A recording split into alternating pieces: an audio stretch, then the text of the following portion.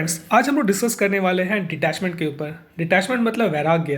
वैसे हम सब कोई जब जीवन में परेशानियों को फेस करते हैं तो हमारे जीवन में वो वैराग्य आता है। पर मेन चीज़ ये, जब परेशानियां रहती हैं तभी आता है। जब अच्छे दिन चलते हैं तो ये वैराग्य बिल्कुल भी नहीं रहता और हमारा अटैचमेंट बढ़ता है। पर जब हम चीज़ों के प्रति अटैच होते हैं या किसी भी व्यक्ति या रिश्तों के प्रति अटैच होते हैं तो ऑटोमेटिक हमें दुख मिलता है।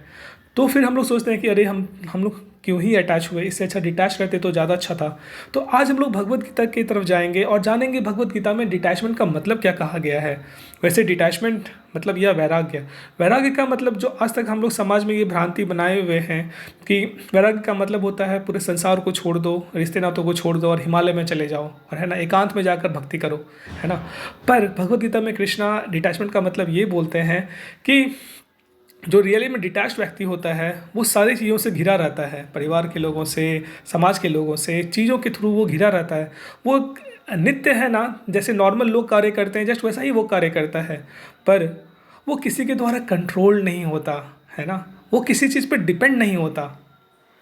और जो डिटैच्ड नहीं होते हैं वो चीज़ों के द्वारा कंट्रोल्ड होते हैं या लोगों के द्वारा कंट्रोल्ड होते हैं। जैसे एग्जांपल में लेते हैं, आप सब अपने जीवन में झांक कर देखो, आप सब किसी न किसी के द्वारा कंट्रोल्ड होते हो। जैसे अगर कोई आपको मीठा बोला तो आप बहुत खुश हो जाते हैं कि अरे वाह कितना अच्छा व्यक्ति है ये। लेकिन आपको एक ही पल में अगर वो गाली दे दिया तो आप दुखी हो जाते हैं और फिर आप रोने लग जाते हैं और उस आदमी को है ना गाली देना शुरू कर देते हैं कि अरे तुम बहुत बेकार है, बहुत बेकार है।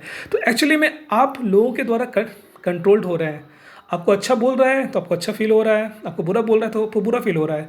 लेकिन जो डिटैच्ड व्यक्ति होता है ना, वो कभी भी इन सब चीज़ों से प्रभावित नहीं होता, क्योंकि उसे पता होता है कि इस संसार में कुछ भी मेरा नहीं है, सब प्रॉपर्टी है कृष्णा का।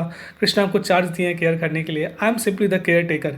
तो वो केयर टेकर की भावना से है ना अपना ड्यूटी करता है as a matter of duty. वो बिल्कुल भी ना, अगर वो जॉब कर रहा होता है तो ना ही वो काम से अटैच होता जहाँ जहाँ पर वो काम कर रहा है, ना वो वहाँ के वर्कर से अटैच होता है। वो सिंपली अपना ड्यूटी डिस्चार्ज करता है। तो एक्चुअली में कृष्णा भगवद गीता के थ्रू हम लोग को यही कहना चाह रहे हैं कि हम लोगों को है ना डिटैच रहना चाहिए, वैराग्य रहना चाहिए। मतलब चीज़ों को यूज़ करना है। रिसोर्सेज जो हमारे आसपास जो जीवन में भगवान दिए हैं, माता पिता, भाई बहन या जॉब या कोई भी चीज़ें हमारे आसपास है, उनको यूज़ करना है। पर उनके द्वारा कंट्रोल नहीं होना है।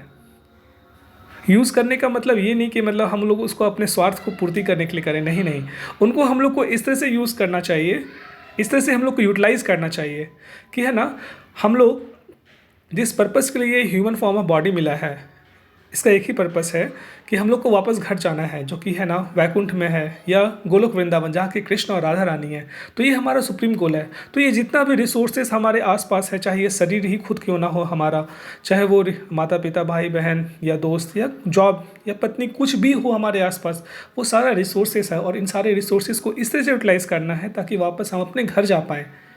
होप करते हैं आप ये वीडियो समझ पाए होंगे। वैसे आप एक बार ये इस कोड को ज़रूर पढ़िए और आपको ये कोड पढ़ने के बाद भी है एक बहुत स्ट्रांग फीलिंग आएगा और आपको माइंड में एक बहुत अच्छा ही रिलैक्सेशन मिलेगा। Thank you so much.